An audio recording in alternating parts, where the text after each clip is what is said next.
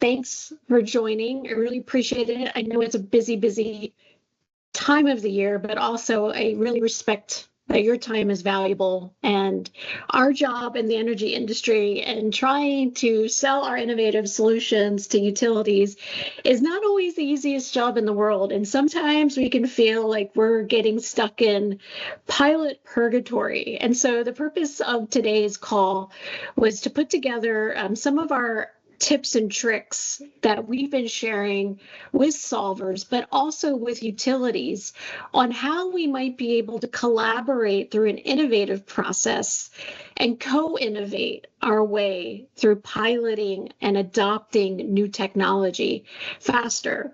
So in today's session, what I'll cover is just a little background information on InnovationForce for those of you who don't know. And those of you who know and might still be thinking, like, what is this all about? I'll frame it up for everyone because there's some exciting pieces to the puzzle that we're putting together that should make your life easier as a solution provider, but also your customers, the utilities. And by the way, the utilities that we're working with every day to help kind of tenderize them to understand how to better adopt new technology into their workflow and into their corporation. So we'll go through that, and then we're going to do a demo. And the demo is really going to be focused on what you can do. I believe in little wins. It's all about quick little wins. So what can you get out of the next 30 minutes?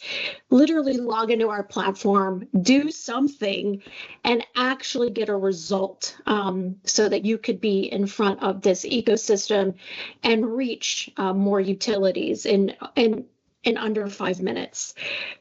So to get started, a couple slides about us. Look, I started InnovationForce because I knew failed innovation was costly. And for 20 years of driving commercialization through a variety of different roles, one thing I kept seeing time and time again, whether I was on the startup side or working for a large company, we really would get stuck in the piloting and proof of concept process. It was really tricky, but the bottom line was the longer it took, the more expensive it got. But it's not even about the expense. I call time the silent killer, because the longer your idea sits on the shelf or your widget sits on a pole, people forget about it.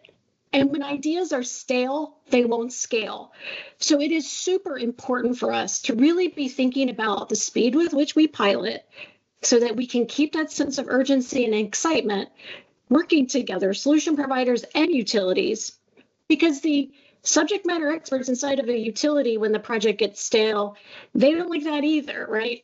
Their reputation's on the line. So it's super important that we're all working together to get things through piloting faster.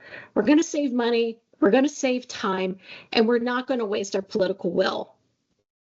But unfortunately, scaling and collaborating across innovation process, or even just think of innovation as a buying process, has been really hard because utilities, large regulated organizations that are risk averse, are going to make decisions by committee. There's just no way to get around this. And so one thing that we have to accept as solution providers is that we're going to have to touch a lot of different people in our sales process, that buyer's journey. I actually call it an innovator's journey.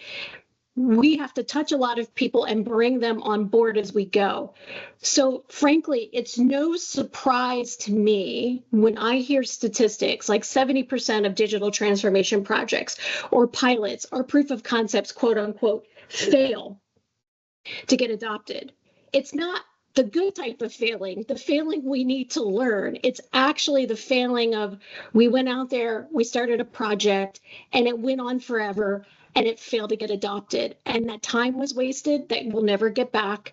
The product was somewhere deployed, but it never was purchased at scale. And we've now lost that political will inside of that organization. So what I know and what I've experienced over my 20 years is this stuff doesn't work. I am tired of going in front of my customers and whiteboarding to death, and then leaving a whiteboarding session and putting all those ideas into spreadsheets that everybody forgets about by the end of the week. And so there's just hasn't been a really good way to be able to scale innovation, which is really the premise behind InnovationForce, because hey, we have technology that is built to scale collaboration. It's called software as a service. And by the way, all of us are using tools like LinkedIn or project management tools like Asana or Monday.com as a SaaS to manage projects. Why can't we put these pieces together to be able to scale innovation in a social networking way, in a way to be able to digitally put our ideas and the things we're selling internally in a digital platform that can scale to the phone, it could scale to reach more people, and your ideas now can really start to take fire, gain momentum. But even better, when they're in a digital platform, we can start to track success. We're going to know who's liking the idea, who's interacting with the idea, what type of score is that idea getting, where is it being ranked, what's trending. There's just so much data that's available to us once we get away from the whiteboard and the spreadsheet and we put ideas into this ecosystem concept that's backed by a digital SaaS platform. So what we're trying to put together, and what I'm going to demo for you today, is really helping innovators and solution providers inside of the energy space find each other faster. And we can do that using our ecosystem or marketplace approach that's connected to an automated workflow. So the first step of the equation is, how do I find your solution? Or if you're a solver, how do you even know the utility has the challenge? In our open ecosystem, challenges and solvers can come together and be matched so that you know the product you're building is going to have product market fit. And then on the other side, the utility can find your solution faster and find it in a way that's getting some sort of peer review or trending that helps them reduce risk and feel more comfortable with moving it through their innovation flow, which is step 2, an automated workflow for innovation. We can't just keep creating every single time a new process for how we're going to sell a product inside of a utility. We really want to train and adopt the process that has been proven, that's useful, that works. And most of the folks that I see today are really basing their processes off of design thinking. And so we've built that as an automated workflow. You don't have to guess or worry about or get a PhD in design thinking. It's basically an automated workflow that I like to call the TurboTax for innovation. You walk through this automated workflow with your customer and you're going to be able to start co-innovating together, collaborating, and driving your ideas to decisions and get valuable feedback from your field trials, which is a really important piece of our product that I'm not really seeing others adopt yet. And that is, we have also put in place a digital way for you to create a test plan and get day in the life feedback as you're innovating, because so many of our solution providers have a field trial component to what they do. We've made it really, really easy for you to create your test plan, transfer it so that somebody in the field can read the test on the phone, you can capture the information and the feedback, and you can go. So it's really important to not leave out the most important piece of the equation, which is the folks that are actually going to be left with your idea and going to have to put it into production once a decision is made. Let's pull them into the process now, but make it easy for you to scale using our digital tool.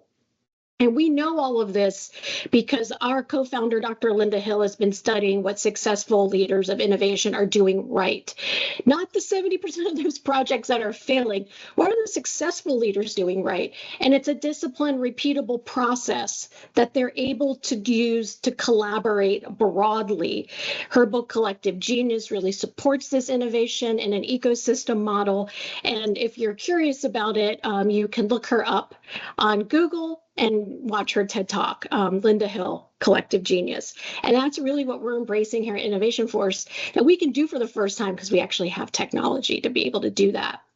And as I mentioned, everything can now be tracked. That's going to be good for you. It's going to be good for your customer as you collaborate and go through this piloting workflow together. It's going to start to feel less like selling.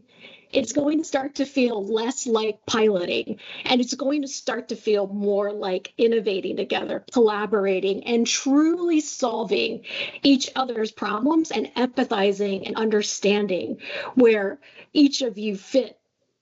Now you're trying to explain the new features that you're bringing to the customer and the utility and proving that out in the field. And the utility's trying to think, how does this fit in the problems I'm trying to solve, the fires I'm putting out on a daily basis?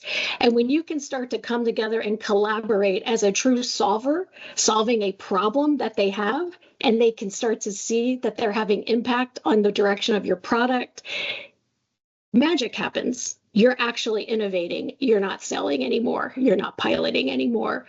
And so with that, I'm going to jump straight into our demo. So let me jump in and see if we can get into the innovation demo.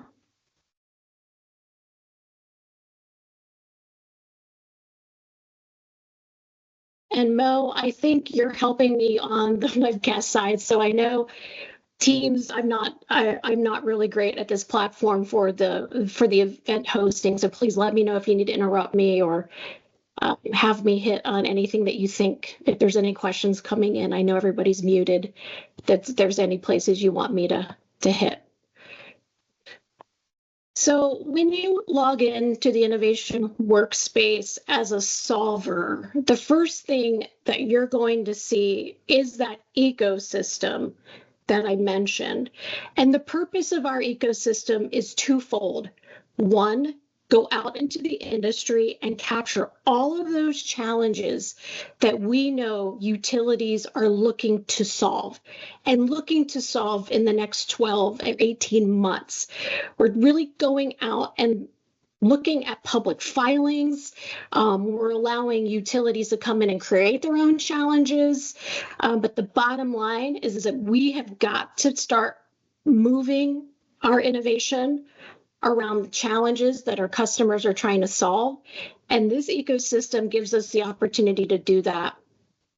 You can jump in and take a look at just the challenges.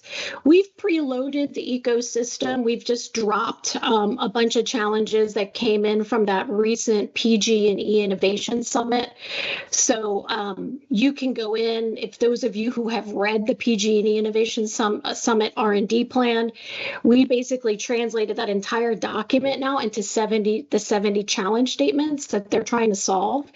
In any one of these solutions, you can learn more by clicking in, and here it is. Here's your customer's problem that they're trying to solve, explained to you in a very quick way that gives you just enough information that you need to be able to say, hey, wait a minute, I think our product might offer a solution for this challenge. And if you do, we encourage you at this stage in the ecosystem, you can leave a comment.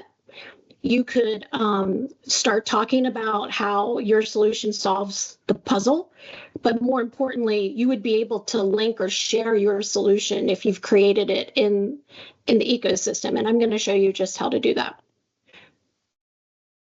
So as you start to come into the ecosystem, you have the option to hang out and look at challenges and solutions, but you also have your own private workspace area. And it's divided into two places. You have a place for your activity where you're going to contribute to the open community and share your solutions. And then you have a private use case library.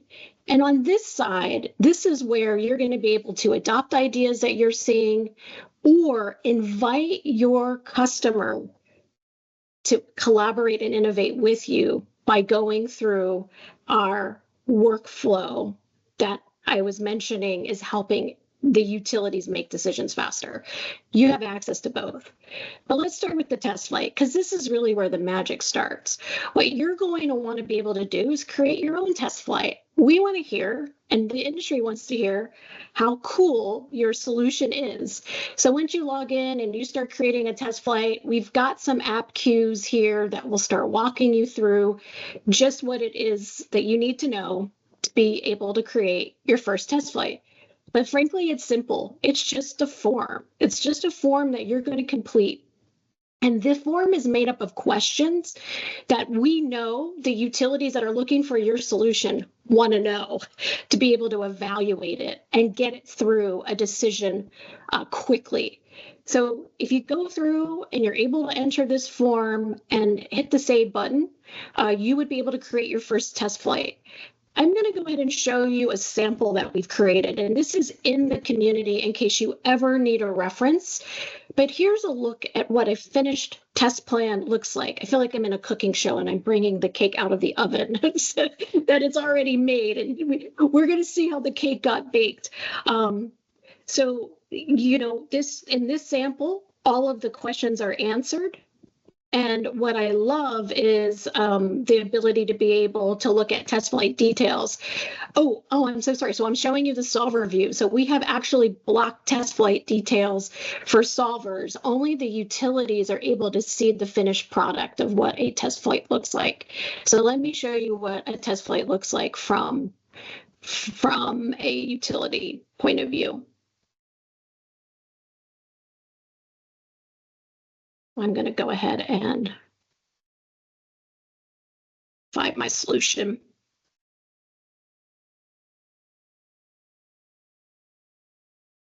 This one. So when the test flight details and the utility, as I mentioned, only the validated utilities would be able to see your test flight details. We really encourage solvers to put in information about their product, any supporting documentation that might help them, like a white paper or a case study would be great here. And then we encourage you to actually create a test plan. Why? Because when the utility adopts your idea, they're going to adopt it with your test plan. And this is what saves everybody a ton of time. The utility doesn't have to guess how to test your product. They're using the manufacturer's recommended procedures for testing, and they love that.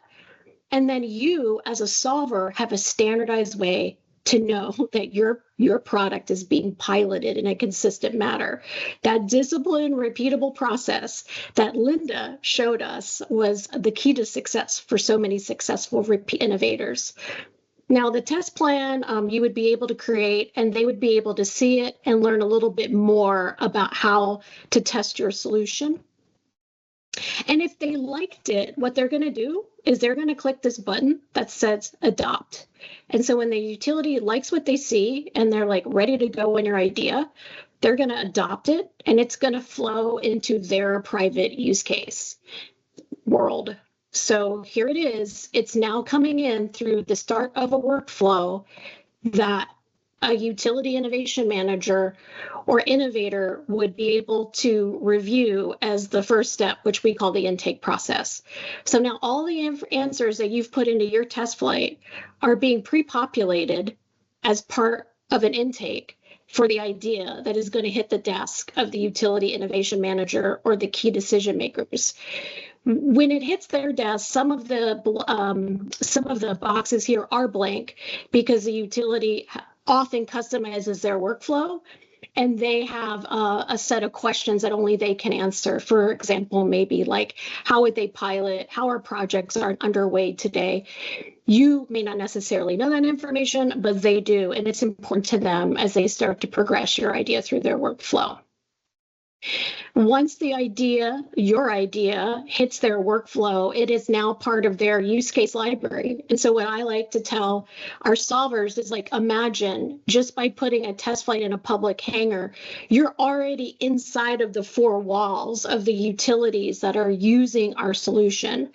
Today, through a partnership with the large R&D organization, CIADI, they have put 155 utilities on their version of InnovationWorks, and those utilities can pop on over to the public hangar whenever they want, and they're looking for your solution. And so it's as simple as an adopt click away. So this is really exciting, I think, for everyone, because as soon as you are putting your ideas in as test flights, you could be adopted. And as you get adopted, now the utility will start moving your idea through the various stages of our workflow. So I'm going to hop back now into Solver World and spend a few more minutes just kind of walking you through, again, what is important for you to know right now. Right now, if you want to join this ecosystem, it's as simple as creating your test flight. Again, we recommend you hitting the overview questions to the best of your ability. Filling out these details only helps you get adopted. So the clearer you can be, the better. Don't be shy about uploading case studies or white papers. Utilities love it.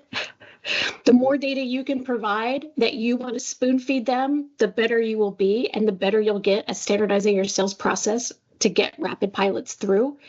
And then we ask you to just kind of click some of the categories that you think people who are looking for your solution want to know. You get through all of that. You're also going to fill out the test flights details page, which I mentioned earlier, and that the app cues will walk you through exactly how to set up a test flight. So with those two pieces together, you can launch your test flight into the public hangar, and now it would be able to be found by your customer, the utilities that are coming into our ecosystem or using our platform, and specifically on the hunt to find real ideas to solve their real challenges. I often get asked by solution providers at this point, like, how many test flights should they enter, or how should they enter test flights?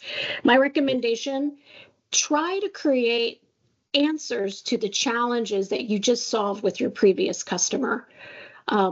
Don't be shy on entering solutions as test flights. Get as specific as you can to solve problems that you think they have.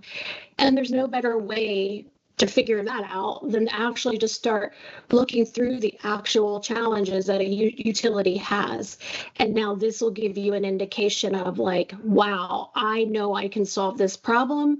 I'm going to go create a test flight, and I'm going to specifically say I can solve this problem. I encourage you to even use the title from the challenge to say that you're solving this problem. In the future, we'll be having more features rolling in very soon that's going to allow you to solve solutions, and the matchmaking inside of the platform will start taking place. So that's something to look forward to. And so if you can get your solutions in now, you'll be first in line to be able to get your solutions matched automatically. And then we'll be nudging you to let you know when you're getting a view, a share, a liked, or somebody has adopted your solution. So as a Solver subscription, you get this dashboard that does give you the details on what sorts of activity that you have in the community. And then by pushing this download button, you get a spreadsheet that has all the names of the people who have been looking at your solution for easy upload into your CRM or into your marketing or sales CRM of choice. So this is really kind of covering, I think, for the solvers, really the key points of what you can do for quick wins to get the most out of the platform. I encourage you to log in, check out our hangar, take a look at the challenges, take a look at some of the other solutions that are in, and then get into your test flight page and create your first test flights. If you have any questions, you can just follow the cues here. These cues will remind you on how to get the walkthrough of what I showed you today. So it's very easy for you to get any reminders, but you can reach out to us via email, hit us up on LinkedIn. We are basically your resources behind the scenes that are here to help support you so that you can use our ecosystem, reach more utilities, and I like to say all boats rise together. Let's all close our pilots faster to transform this industry together.